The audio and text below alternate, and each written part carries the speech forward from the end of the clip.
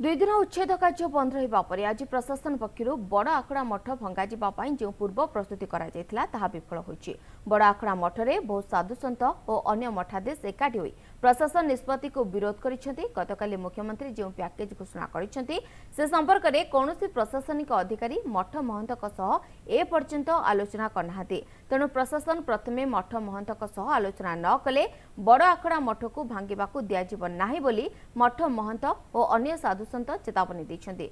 अन्यपटे प्रथमे थैथान और परे उच्छेद कराजाउ बोली क्षतिग्रस्त व्यवसायी दाबी करछंती। बड़ आखड़ा मठ महंत क्षतिग्रस्त व्यवसायी अधिक आलोचना करिसेंती। आम पुरी रिपोर्टर रंजित मिश्र। विरोध पर आज प्रशासन पक्षर बड़ आखड़ा मठ उच्छेद प्रस्तुति आरंभ होती, किंतु प्रशासन मठाधीश मान आलोचना न कर मठाधीश माने जिद्रे अटल रही ए मठ छाड़े ना बोली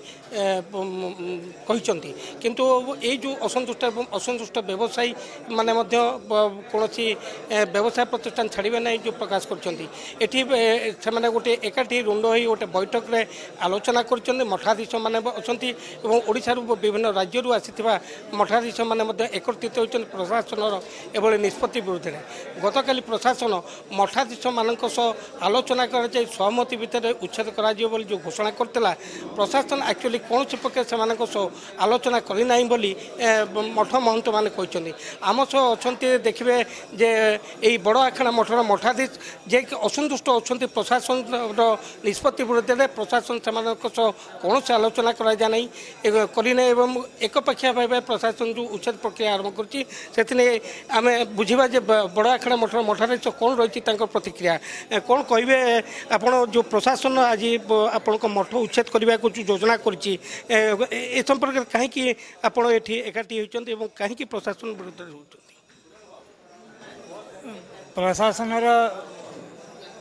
जो प्रकार प्रोसीडिंग रे करवा कथा से माने प्रोसीडिंग पूरा करना जहाँ माननीय मुख्यमंत्री ओडिशा कैबिनेट जहाँ सब फैसला करथिला एवं जो आधार रे ये उच्छेद क्रिया हवा कथा से गुड़ाक संपूर्ण है जो भाया सुविधा करी उच्छेद करने कथा से गुड़ाक भी संपूर्ण है। तेणु आमर अखिल भारतीय साधु समाज एवं पुरीर जनसाधारण विरोध करछंती।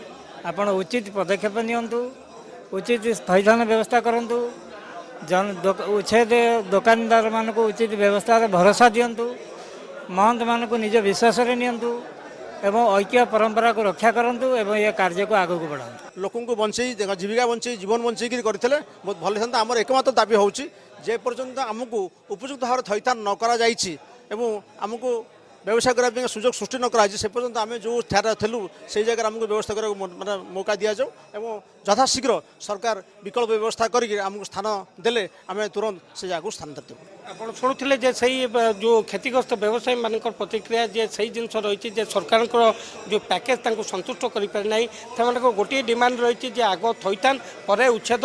तेणु सरकार आम संगे आउ कि व्यवसायी अच्छा क्षतिग्रस्त व्यवसायी आसतु शुणा कौन रही प्रतिक्रिया कौन कहे। मुख्यमंत्री घोषणा कर 50,000 टंका दुकान ट्रांसफॉर्मेशन क्षतिपूरण देवे। 50,000 टकर आमर कौन हम आम तो दुकान जी फर्णिचर भांगला से आम लक्ष लक्ष टका खर्च हो जाऊँगी। आम दुकान 5 जन स्टाफ पर चलो केमती ये 5-10,000 मार्केट भड़ा मिलूनी जो दुकान हो आमको 5 लाख 10 लाख सलाम देवा पड़ो आम केम चलू केमती आम व्यवसाय केम करूँ। तेणु आमर निवेदन राज्य सरकार को आमको तुरंत थैथान व्यवस्था करा जाऊ तापर आमको उच्छेद करा जाऊ से आमको पुणी से जगह बेपार करने सुजोग दि जाऊ। शुणुले आप गोटे स्वर रही व्यवसायी मानकर प्रथम थैथान उच्छेद। तेणु ये जो प्रशासन पक्ष जो पैकेज घोषणा कर पैकेज संतुष्ट करना बर्तमान पुणी प्रशासन आलोचना करने उचित मन कर प्रशासनिक अधिकारी कई बर्तमान एठार नहांती। तेणु देखा जाऊ आगु कौन हो कौन से प्रतिक्रिया रोचे कौन से प्रशासन आलोचना माध्यम कौन निष्पत्ति होची ए सब को बर्तमान आम अनुधान कर रहीचु। बर्तमान जहाँ भी हो उच्छेद प्रक्रिया बंद रही आज बोध हुए आउ उच्छेद हेब ना बोली जहाँ प्राथमिक सूचना मिली प्रशासन तेणु देखा बाकी रहा जे बड़ आखाड़ा मठ एवं उठा दोकान जो मैंने क्षतिग्रस्त होती से दूर थैथान होती प्रशासन पक्ष केते दूर से संतुष्टि देखा बाकी रहा पुरी वीडियो जर्नालिस्ट देवी प्रसाद महापात्र रणजित मिश्र MBC न्यूज।